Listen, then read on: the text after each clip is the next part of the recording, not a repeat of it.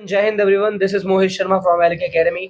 और आज की वीडियो में हम बात करेंगे राइट टू कूलिंग। एक लोगों का राइट, हमारा राइट और सबका right.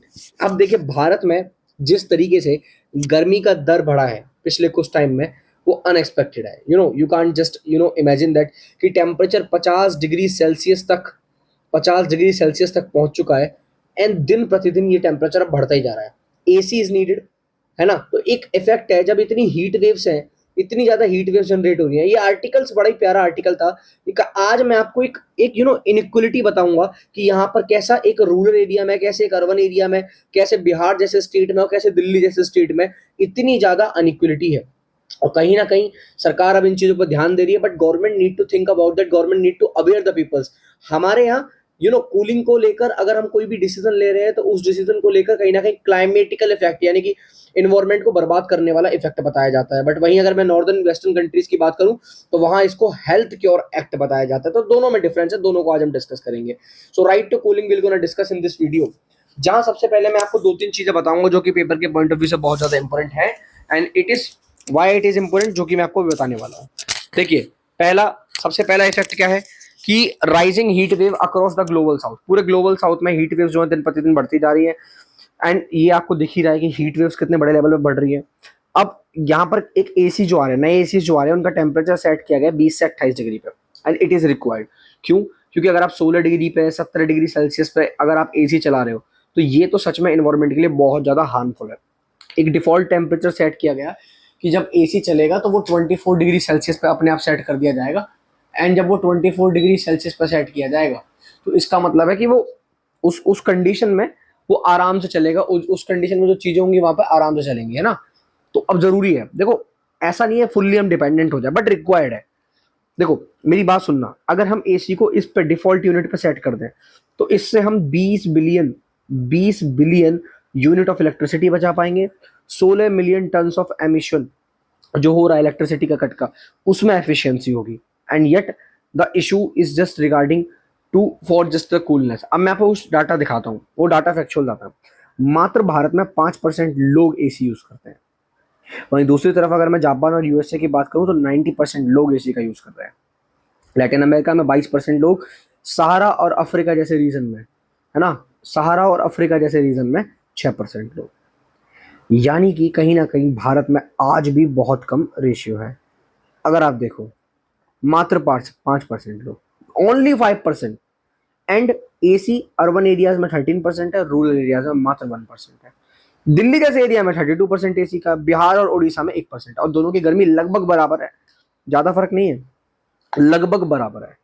Per capita electricity for cooling की अगर मैं बात करूं तो यूएस 28 गुना ज्यादा यूज करता है इलेक्ट्रिसिटी अगर ठंडा करने में। और जरूरी है यार, हेल्थ को लेकर जरूरी है। 4,89,000 4,89,000 डेथ हुई है 2000 से लेकर 2019 में, just for the heat exposures. और अकेले भारत में 20,000 से ऊपर डेथ है इसकी वजह से। 20,000 आंकड़े कम नहीं है, बहुत ज्यादा आंकड़े हैं। नॉर्थ में कूलिंग को हेल्थ सेफ गार्ड की तरह माना जाता है और साउथ में क्लाइमेट बर्डन की तरह माना जाता है। भाई नॉर्थ में बोलते हैं कि भैया अगर आप गर्मी पड़ रही है और बहुत ज्यादा गर्मी है, अगर आप एसीज लगा रहे हैं वो लगा रहे हैं तो ठीक है, it's not a climate effect. अगर क्लाइमेट को बचाने के तो और भी तरीके ना, पेड़ लगाओ। क्यों कर रहे हो आप कटाई? आप मैं उत्तराखंड जाओ, देखो ना कितने पेड़ काट रहे हैं लोग। हिमाचल जाओ, देखो ना कितने पेड़ काट रहे हैं। साउथ में जाओ, देखो कितने पेड़ काट रहे हैं लोग। अपने आप को भाई साहब इतना, मतलब गवर्नमेंट क्लाइमेटिक बर्डन के लिए लोगों को दोहराई दे रही है कि लोगों की गलती है। अब लोग गाड़ी ना खरीदें, लोग गाड़ी ना चलाएं, कार कार का यूज ना करें, एसी का यूज ना करें। ग्लोबल वार्मिंग बढ़ा कौन रहा है? ग्लोबल वार्मिंग बढ़ा कौन रहा है मुझे बताओ। ये नई नई इंडस्ट्रीज बन रही हैं, ये नई नई इंडस्ट्रीज बन रही हैं, वहां ग्लोबल वार्मिंग बढ़ रही है।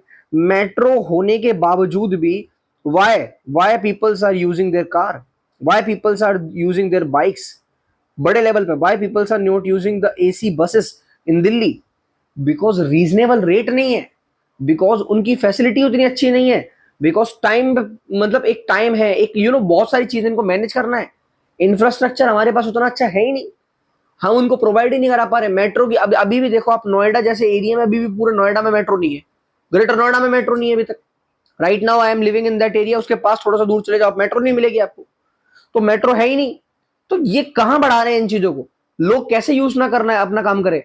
आदमी को निकलना पड़ रहा है। जिसके पास मेट्रो है, अगर मान लो कोई, अगर किसी को एक स्टेशन से दूसरे स्टेशन जाना है, उसको रीजनेबल रेट मिले तो क्या दिक्कत है ना। Government need to think about that.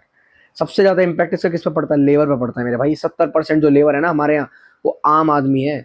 मैं बताऊं 2020 से 23 में मिलियंस इंजरीज हुई है, 19,000 डेथ हुई है ना। तो लेबर वाला सिचुएशन जो है, इट इज नीडेड, बहुत ज्यादा है। 80% लोग हैं हमारे यहाँ जो एग्रीकल्चर, कंस्ट्रक्शन, वेंडिंग और ऐसे मजदूरों की तरह काम करते हैं। अब ऑटो वालों को कैसे बचाओगे आप टीटीपी से? बताओ बताओ कैसे बचाओगे? तो पॉलिसी इंटरवेंशन की अगर मैं बात करूं या किसी भी चीज की अगर मैं बात करूं, तो अब ये बोलते हैं इन्होंने बहुत सारे प्लान्स बनाए, इन्होंने बहुत सारी चीजें बनाई हैं। अब इनके प्लान्स मैं आपको दिखाता हूँ। अर्ली वार्निंग सिस्टम, आपको कितना अर्ली वार्निंग सिस्टम दिखा मेरे भाई? कितने आपके यहाँ शेल्टर हाउसेस बन रहे हैं? कितने आपके यहाँ पानी की टंकियां लग रही हैं रोड पे? बता दो मुझे।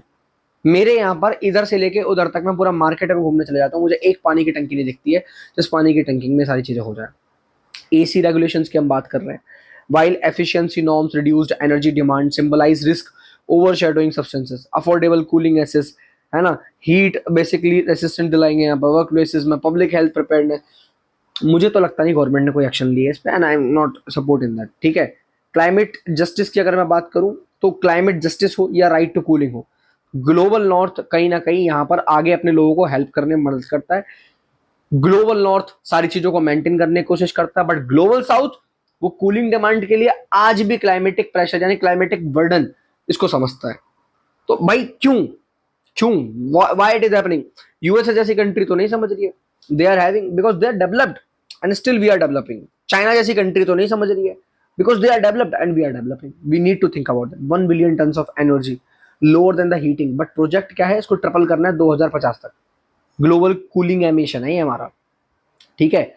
Now cooling is just not a mitigation burden, but a development right to health, equity and the livelihood, and it is there. ठीक है। तो कहीं ना कहीं climate finance and the tax support हमें जरूरत है इंटरनेशनली हम बात करें तो। और बहुत बड़े लेवल पे एसीज वगैरह के प्रपोजल को लेके हम इस तरीके से बातें नहीं बना सकते। चलिए ठीक है गाइस, आई होप आपको ये आर्टिकल पसंद आया होगा। हम हर साल कुछ कोर्सेज लॉन्च करते हैं, जीपीएससी, यूपीएससी, एनडीए, सीडीएस के। आप किसी भी कोर्स को ज्वाइन कर सकते हो बहुत ही मिनिमल अमाउंट में। आप हमारा कोड यूज करो, क्यूआर कोड को स्कैन करो, आपको डिटेल्स मिल जाएंगी and you will be able to get the all the things. मिलेंगे अगली वीडियो में, तब तक के लिए जय हिंद, वंदे मातरम।